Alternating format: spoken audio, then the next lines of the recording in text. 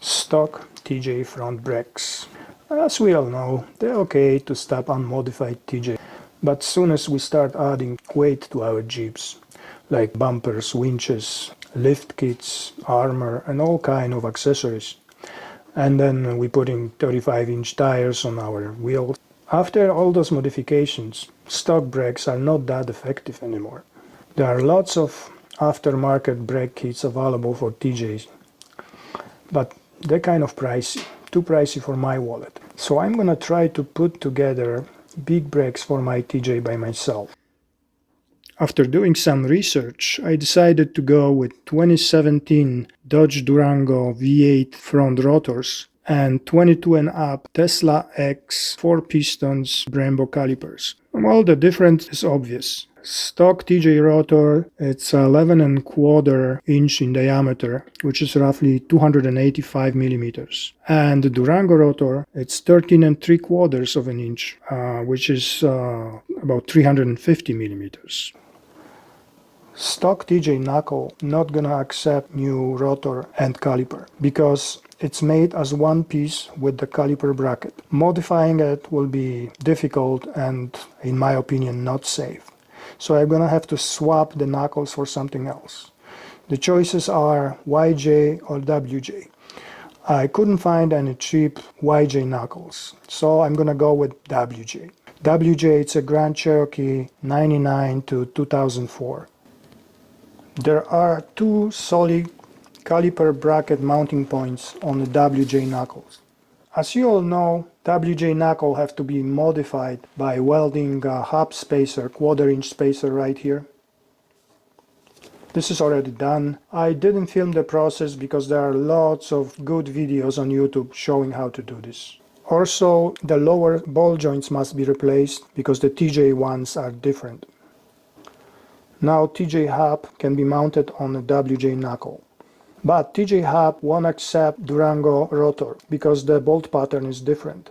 TJ uses 5 on 4.5 inch bolt pattern. 4.5 inch is 114.3 millimeters. And Durango uses 5 on 5 bolt pattern. 5 inch is 127 millimeters. The Durango rotor must be drilled to TJ pattern. There is a quick and painless way to do this. New Durango rotor. And this is old bearing I found in my scrap bin. The OD of that bearing happened to be 72 millimeters, which is the same as OD of the center hole in both Durango and TJ rotor. So that thing will go inside. Now I'm gonna measure the distance between two holes on Durango rotor, which is about 58 millimeters. I divide that in half, that will be 29 if I'm not mistaken, and I will make a mark right here. So now I approximately know where the center between those two holes is, and I will make a little line here. Doesn't have to be exactly, doesn't have to be precise. It's just to space the old and new holes more or less evenly. Let's put something to hold the bearing underneath it, just so the bearing won't fall through. And the next thing to do will be placing TJ rotor on top of Durango rotor. The bearing will keep both rotors centered to each other. Now I'm gonna use simple aluminum scrap washer with the bolt and another washer on top of it to squeeze both rotors together with a nut. Before I tighten the nut, I will make sure that I can see the mark I made before in the center of the TJ stud hole.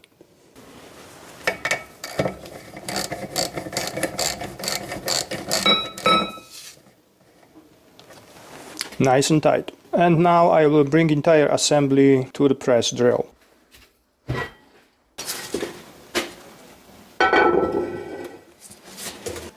There is no need to mark or center punch where the new hole is gonna go, because the 5/8 of an inch drill bit will be guided by the holes in the TJ rotor.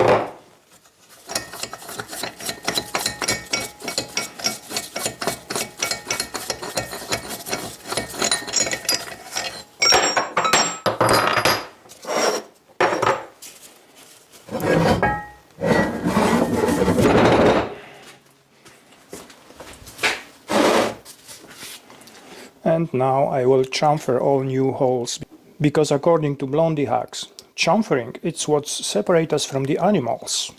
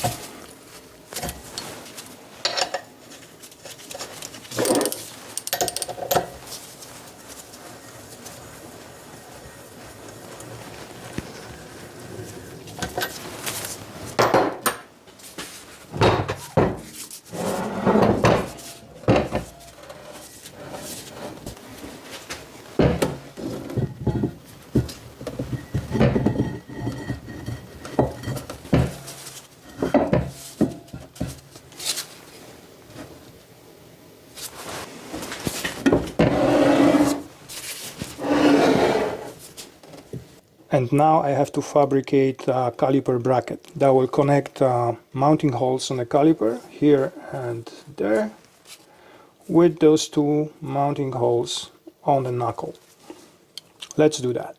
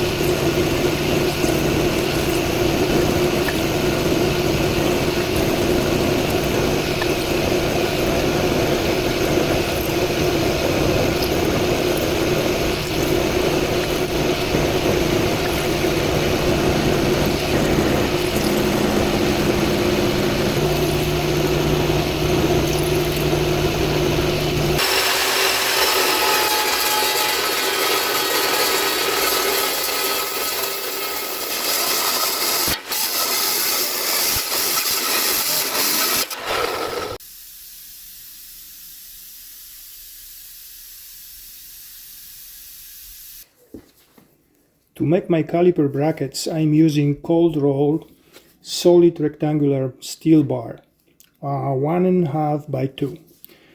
It's made very precisely, straight, and it machines nicely.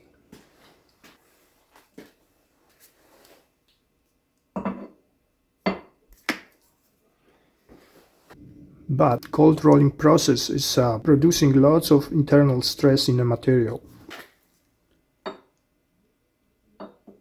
By removing big chunk of steel from the piece, Internal forces got disrupted dramatically, causing the part to bend. The part is sitting on a metal lathe bed, which is more or less straight, and I can put a feeler gauge in the middle, just like that. And this is 30 plus 22, that's 52 thous, which is about 1.3 millimeters. Now I'm gonna machine that surface straight again.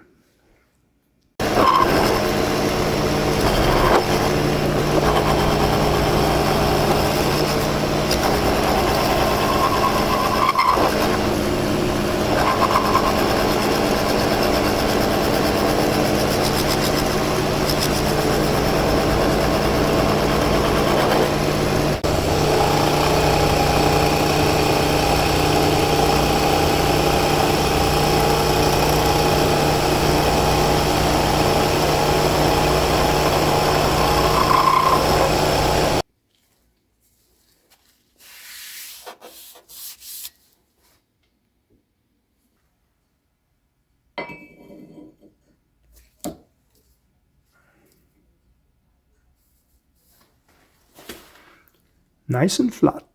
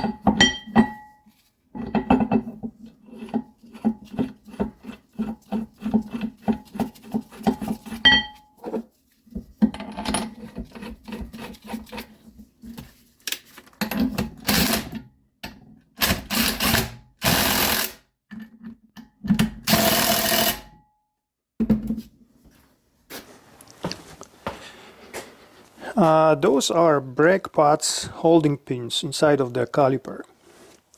The rotor must be right in the center between those two pins.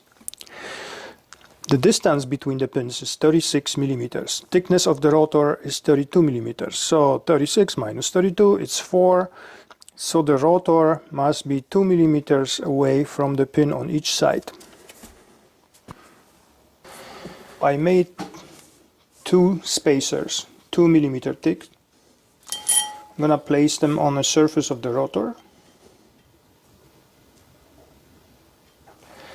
Then the caliper will go on. The pins are sitting on the spacers, 2 millimeters away from the rotor surface. And this will square up the caliper against the caliper brackets. I made this center punch specially for this application. It will allow me to mark the caliper mounting holes on the caliper bracket.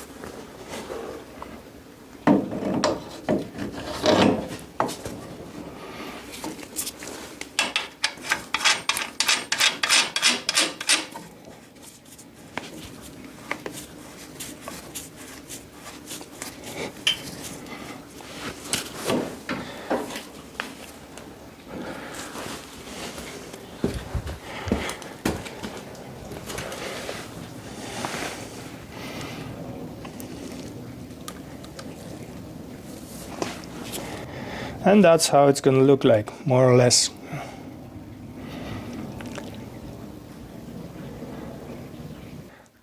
That's all I have for you today. So thanks for watching and see you next time.